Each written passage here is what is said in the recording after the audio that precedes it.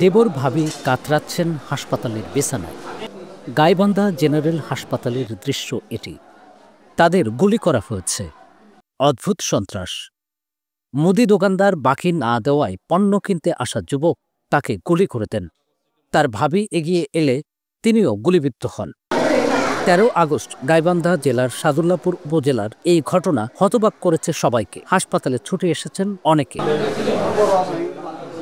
হাসপাতালে আনার পর দোকানদার অসীমের স্বজনদের সঙ্গে কথা বলে জানা যায়, গোলাপ মিয়া তাদের প্রতিবেশী। অসীমের দোকানে বাকি চেয়ে না পেয়ে বাগবিতণ্ডায় জড়ান তিনি। এক পর্যায়ে অসীমকে দেখে নেওয়ার হুমকি দিয়ে নিজের বাড়িতে ঢুকে যান। কিছুক্ষণের মধ্যে ফিরেই অসীমকে গুলি করে দেন। তার ভাবি সেলিনা বেগমও তখন গুলিবিদ্ধ হন।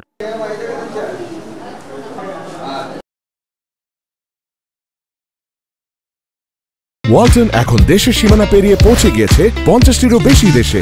ওয়ালটন, ঘরে ঘরে, বিশ্বজুড়ে।